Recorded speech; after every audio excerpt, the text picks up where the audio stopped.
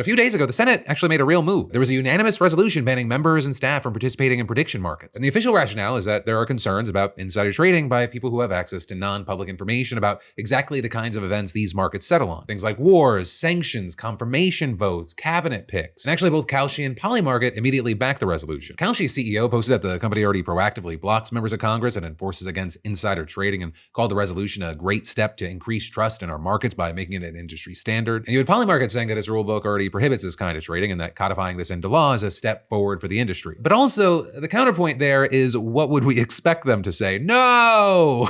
We want insider trading and to be shut down and for people to not trust and use their money on us. But also, here's the deal. There is a 52% problem, right? And that's something we learned about thanks to last week's report from the Anti-Corruption Data Collective. Because you see, they look specifically at long shot bets on Polymarket, wagers $2,500 or more placed at odds below 35%. And across the platform, those long shots, they paid off around 14% of the time, roughly what you'd expect from long shots. But get this, on political markets, the long shot success rate jumped to 25%, and on bets tied to military or defense-related events specifically, the success rate was 52%. And so you had experts who reviewed the data saying a 52% hit rate on long odds defense bets, it's essentially statistically impossible without insider trading. And you don't even have to just rely on the statistics. Earlier this year, you had a US Special Forces soldier indicted for allegedly using insider information about the capture of Nicolas Maduro to win roughly $400,000 on Polymarket. And among other things, there was also a string of suspicious betting patterns around events in the Iran war that multiple news outlets flagged. And so the Senate's self-imposed ban, it handles at most maybe the most visible end of all this, right? Members of Congress and their staff. But the data suggests that the actual leaks somewhere kind of, let's say, broader. Think the executive branch, intelligence community, the military. And at this point, I mean, anyone in those orbits who knows somebody with a Polymarket account. And so in the meantime, you've got Kalshi, right? The US regulated prediction market. They're trying to get ahead of the next wave of pressure. Just this morning, you had the company announcing a series of new measures aimed at keeping minors off the platform. And while anyone under 18, they're technically already banned, you had Kalshi acknowledging that some kids, they've been getting around age verification by using their parents, siblings, or other relatives' IDs. And so the new rollout, it includes Face ID by default for users with the feature enabled, selfie-based document verification, two-factor authentication prompts, and a new feature that lets users check whether someone else is logged in with their ID. And you have their blog post explicitly referencing a bipartisan bill from Senators Kirsten Gillibrand and Dave McCormick that would ban federally elected politicians from prediction markets, beef up age verification, and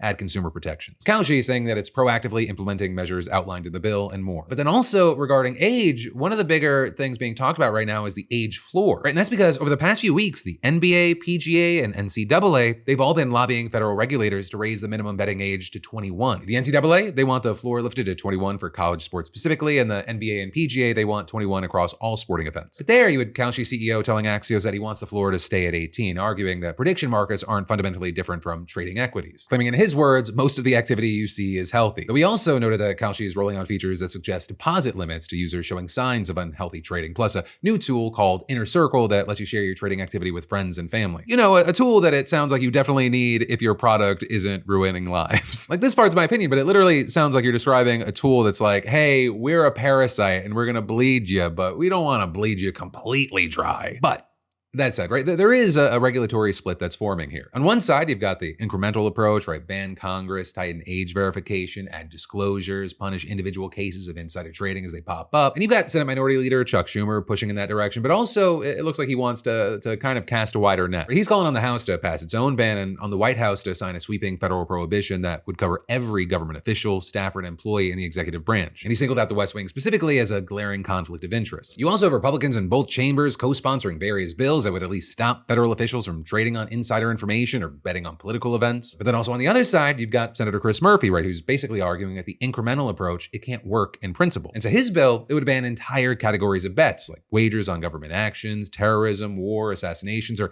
any event where someone could plausibly know or control the outcome. And his argument is, hey, staff has inside information, White House staff has more inside information, their friends have it, their friends' friends have it. And so in his words, you can't fix this problem by banning people from trading. You can only fix this problem by banning the markets to begin with.